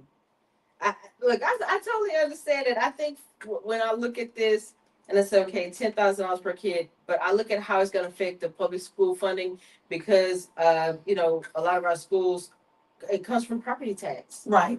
You know what I mean? So what's that going to look like if you take 10 per kid out, and then here we are, we're going to be back in the situation. Less teachers in the classroom because we have less kids. That means less pay. That means no pay increase. how does that work when it comes to public school funding? I think there's going to be, it's going to affect public school funding very greatly because of this Absolutely, it will. Well, of Absolutely, course, it will. because and that's what I try to explain to the teachers that and the teacher group that She's a part of. I'm a part of. It's going to affect you because the more they're going to have to get money from somewhere. It's true. Right. And they're going to get money out of public. I don't care what they say. Right. They're going to get money out of public education. Yes. And funnel it to private education. Right. So what does that mean for you? That means that a lot of the resources you need to teach your sweet babies, you ain't gonna be able to get a hold of those resources. That means the budgets are going to be very slim. That means that people are going to be let go. And when we think of schools, most people only think of teachers and principals, but it's teachers, it's principals, it's secretaries, it's paras, it's janitors. That's true. It's cafeteria workers. It's bus drivers. It's all of these people that make up a school community. So when you're siphoning away money, because that's basically what they're doing, when you're siphoning away money, you're siphoning away important resources for children who cannot go sit in the Kincaids and a pistol. And this is what, and I'm gonna circle back around to this, Rebecca. Okay. Because, maybe this happening and all of this push, the push from a staunch right has been the best thing that could have happened. Let me tell you why. Because that push is going to cause such a tidal wave coming backwards that after that tidal wave hits, the people that it affected have trauma, post-traumatic stress, and they'll never let it happen again. It's going to be very hard after this tide turns. It's going to be very, very hard. And you said you heard one of the lawmakers who's in power right now say that on a hot mic one time in Texas, that if Texas ever gets becomes blue again, it'll never go back the other way. Right. Okay. Also, and that's too, true. And I wanted to bring this up too while it was fresh on my mind. With the school funding, I was in Austin. And I talked to lawmakers. Right. And I talked to lawmakers outside of Austin. That's what I spent most of my summer doing, talking to lawmakers. My summer. Come on now.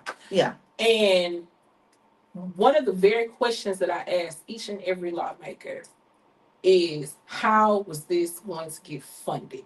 Right? How was the vouchers going to get funded? Mm-hmm. Because everybody's talking about vouchers. That money is not coming out of the thin blue sky. Mm-hmm. Now, I was well aware that Biden, during the Biden administration, has sent $66 billion to Texas. Okay? He had earmarked that money for Texas education. And it was called a rainy day fund. And it was called a rainy day fund. Yeah. But really it was COVID funds from the COVID, the COVID Act. I can't think of it. Earmarked for education. Earmarked for education. Yeah. But I noticed that nothing was coming out of that fund between 2020 and 2022. And I kept wondering, what are y'all going to do with this money that Biden has released? Yes. And you kept hearing all kind of waves about what could possibly be. But nothing was released. Nothing was released. So that was one of my main questions in Austin. Because at one point in time the legislature was talking about getting rid of property taxes altogether. Mm-hmm. So I'm saying, if you're not going to, because if you get rid of property taxes altogether, where's the money gonna come from the school? Education is gonna be horrible. Right. Then if you not unlocking the rainy day fund for nothing, so where's the money coming from? And both sides. It's a strong arm tactic. And I had one to tell me, Rebecca, your guess is as good as mine. Yeah. Flat out answer. So that let me know right there that there was no intention. That there was no intention of releasing that, and that they were going to siphon money from the public schools. Yeah. So now there's one that, the big thing of it is that the $338 billion budget, that's the Texas state budget that they're trying to pass. Now that's going to affect everything from schools to roads to everywhere. Okay. Mm-hmm. Infrastructure all the way around. Now, one thing I did want to mention, and I waited to mention this, even though it's not in the top 20, it's something that's going to be on the ballot in November, right? Which is, it talks about the reinforcing the Texas anti-crime stance. Okay. Okay, so this is Senate Bill 9. It says that, yeah. It's big. So it says this measure requires magistrate judges to reject bail to murder, capital murder, aggravated kidnapping, aggravated sexual assault suspects. It also covers offenders committing felonies while on bond for another felony, federal immigration detainers, and those with 2 or more felony convictions. District court judges decide the bail. However, prosecutors can appeal the bail ruling. Now, this is something that's going to be on the ballot in November. So basically, it allows court to deny bail To a lot of different different people. But look at how they clumped everybody in there together. Right. You know, and that's the problem. Yeah. That's the problem. How can you clump a not a murder suspect, but somebody, because I know that this was the case, someone who has admitted to a murder in there with someone who is over here, who's come over here illegally as a person leaving a country under duress. How can you clump that together? And you know, that's how these kind of things get pushed through, because people see that first thing, you know, with all those violent criminals on there, and of course everybody's gonna say, oh my gosh, that, you know, it's, And especially when the rhetoric is out there that a lot of the immigrants are hardened criminals anyway. So it molds right into the rhetoric. It does, but the bottom line is that you're going to see an increase in bail. Yeah. Okay, the cash bail. You're going to see an increase in cash bail, and you have to look at it when we look at the demographic of who's in jail. That's the Black and brown communities. right. Okay, so and most of them are poor and can't even afford bail. Right. So they're going to increase bail. Truthfully, because what the prosecutor can go back in and say, well, hey, well, we want this instead. And it's arbitrary. A judge can do it or not do They it. can do it or not. And see, that's the part that gets me. It's arbitrary. Yeah. You know, and who, you know, so if someone looking like yourself or me or Rebecca walks through there, we may not get the judge who thinks that we should have that, you know. The bill, and I look at it from a standpoint of not even so much. Let's take brown and black out of it. Okay. It affects the poor. Yes, it does. It affects the poor. Right. Because we have to remember there are people who are really wrongfully accused. Yeah. Okay. And they don't have the money. And they don't have the money. So right. We have to look at it from. There's some people that do the crime. You do the crime, you do the time. I don't have a problem with that. That's right. But we have to look at it where in some cases these people, you know, but everybody has a right to a fair trial. That's right. So we have Due process. due process. Right. So the bail part is a part of the due process. So we have to look at how it's going to affect both sides in that state. Woo, Candace, Rebecca, you know. I mean, it's a lot. We covered a lot. When This is 20. We just covered 20 Yeah. out of the 800 that passed. And what I tell people is look at how it affects you on a local level in your everyday self and the people that's around you and your family. If you have not figured out the importance to vote just yet, I don't know what to tell you. Please register to vote. Please register these ones that's 18 and up. I'm hoping that with the new redistricting, I'm hoping that so many Democrats decide to run that we can overturn some of these votes and some of these new strongholds. Yeah. So that's my hope in that. I think a lot of times we just have to look at it from a different standpoint, but we got to be able to bring it home. Oh, That's before right. we That's right. close this show out, I gotta Yes. say this. Yes. There is a new policy that's on the books that the House voted on today that passed Oh my gosh. Texas legislature. Okay. As of today, there will be no STAR test in the state of Texas. It'll be replaced by the 3 interim tests. It's going to be replaced by the 3 Tomato, interim tests. Tomato. So, Yeah. I don't know how this ruling is going to affect teachers' preparations even now. It's going to be 3 times as stressful because we're going to be prepping those kids for a test 3 times a year. Okay. That's how I see it. You know, Okay. so that was done just to shut people up, basically. Who were Right. complaining about the star? They said, we'll shut them up, we'll end the star, but we're going to give you this. So that's an insult for me. Wonder how it's gonna affect the teacher allotments. That's a good question. The teacher allotment. Teacher allotments. I'm trying to figure out how is it going to affect graduation rates, because we know STAR That's true. is also end of course, which is basically STAR for high school. Yep. Is going to affect graduation rates. There is a lot to unpack with this. And how do teachers prepare? How do districts prepare? How do parents prepare? Especially real time, because it's coming right in the middle of a school year. Right. So this is in effect. This is in effect when? Teachers who This is in have to effect go in. going to effect next year, or to go into effect immediately? I thought it was said immediately, but I don't know, because Let's read that literature and let's definitely put that literature in the comments, Right. because I think that's something that really. because I'm people thinking should know. they've They had a lot of people opt out last year. I guess. right. Oh, they did have a lot. They did have a lot. So that- and the that- Chronicle reported on So that. that could be a part of the decision as well, but we also have to think about the education fairness across the board, all the way around, and what that looks like. Right. So all I have to say is this: I love my school, but I do. I just love my school. I just do. You know, for me being someone who's an entrepreneur, and a lot of people don't know that I teach audiovisual production at a high school located in Houston, Texas. But I have to say I love my school. Shout out to my school. You already know who you are. There you go. Yeah.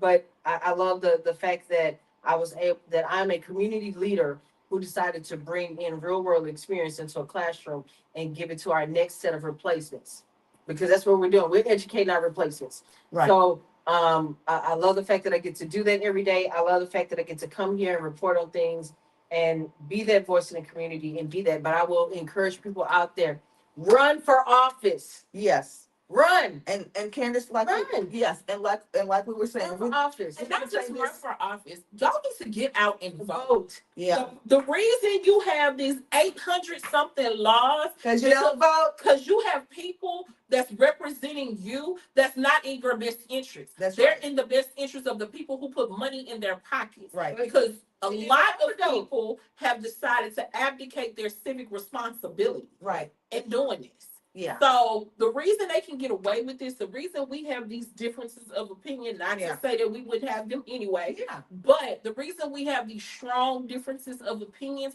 is because you literally have people that are in office right now that are serving the best interests of them and not the best And they've interests been of doing it for a long time. their constituents. Yeah. Now is blatant. Another That's right. thing that's coming up. Did y'all also know that Houston is on the list to also have the National Guard come and patrol the streets? Yes. Most of the major Democratic cities. Let me say this though. I want to say this I about had to throw that out there. I want to say this about Candace, because Candace, we cannot miss saying this. Candace is a very strong and vocal proponent for the LGBTQ community in Houston. right. She goes to bat for the people's rights. She goes to bat for anyone who is disenfranchised. She goes to bat for laws that are affecting people in the LGBTQ plus community. And we want to say that we met her and she has stood strong. Since the day we met her, she has not wavered, and she is going to be a go-to and a wellspring of knowledge when it comes to things that affect people in this community. So I'm gonna take my hat off to Candace. I always gotta say that because she got us connected to so many people in the So many LGBTQ organizations. community, so that we can, during Pride Month and week, and for the last 3 years, so that we could make sure that we report on But things. I appreciate that, and Yeah. I'm a person that's in the background, right? Like I'm not No, always. you but wait, want I'm to be in the I'm background. I'm in the but you can't foreground, help but it. I'm in the background. You can't too. help it. But the thing about it is, a lot of the work that I do is behind the scenes. It is. A lot of people don't see the phone calls. They don't see the late nights. They don't see me advocating for disability rights. Yes. For Voting domestic rights. violence victims, voting rights, sex trafficking as Yes. well. Like they don't see that late night phone calls. They don't hear those sessions. They don't hear me giving the knowledge. They don't Right. hear me, strategizing with different politicians and people in the Organizations, community yes. and community advocates and nonprofits. Yes. They don't see that side. So I definitely appreciate you saying that because Yes. for me, I'm a global citizen. Thank you. We thank you for that. We thank you for But that. I encourage other people to also That's right. tap into those windows, tap into Yes. themselves, tap into those parts of the things that you care about, and Yeah. be that person that's vocal and provide those resources for others. Because at the end of the day, we all we got. And the thing about We it, all we got. if At the you- end of the day, we have to be okay with training our replacements. We have to be okay with standing up. We have to be okay and with standing up for others, Candace. and we have to stand up for Yes. others, because it's always others before self. Yeah. We have to think about the next man while That's we right. think about the man in the mirror at the same time. Yeah. We have to encourage people to go out there and vote. I encourage people to run for office, but don't run for office just because you want to run for office. Yeah. Run for office because you really want to create impact within the That's right. community that you live, but also be a leader within the community that you live. That's And right. here's- And here's something that I wanted to add to that. I was watching a video today on Instagram, and one man said that he can understand why America is in the shape that it's in. And what he basically Was this an said, American? yeah, Okay. he can understand why America is in the shape it's in. He said because we are also busy worrying about how things affect us. Mm-hmm. We vote on how things affect us, and not the Globally. not the community. What politics does, it does not just center on how you feel and what you can put on your table. Although Right. that's important. Right. Please understand it. Yeah. But it's also how everybody else. It's about the collective. That's right. And here in America, over the last 20, 30, 40, 50 years, all we've seemed to be concerned about is me, my four, and no more. Yeah. But you have to understand that comes from a culture of oppression.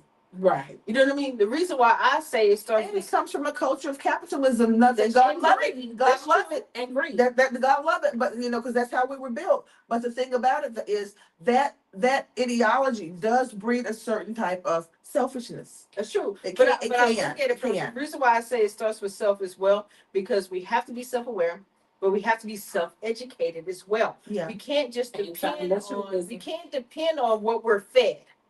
Oh, We thank can't you. depend on what we're fed. What someone's telling you. Yes, you have to go Seek in your and you knowledge. have to go in and seek the knowledge. You have to seek self. You have to, just like you go into the doctor's office and you advocate, you got to do the same thing in educational spaces, political spaces, medical spaces. Do it. That's the only thing I can say. And Candace, Rebecca, we can be here forever. I know. Talking about I this, know. but and we're gonna have to continue this conversation.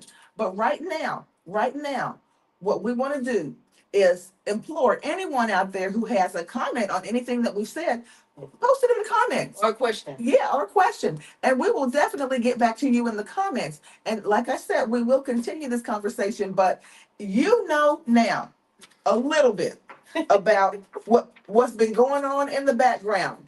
That's just 20 of them. It's just 20. That's just 20 of them. Yeah. That's been going on in the background. You deserve to know everything that's you know how out there. hard I scraped I through know. that just to get Pick to out the top 20. 20. I know. I can only imagine. But I thought about the trending topics. I thought about what's going to come up next, and definitely the things that's coming up in November. We Yes. definitely have to definitely pay attention to what they're going to do with the bail reform. Yes. We have Yes. to pay attention to that. Yes. So I wouldn't be a reform reentry advocate if I did not bring that up. That's right. Because some people are innocent within that. So we have to make sure that we are fair. And we have to pay attention to what's being done to take away people's rights who earn their rights. That's correct. That's right.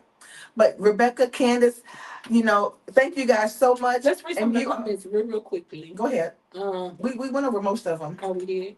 Yeah. Okay. And really no questions.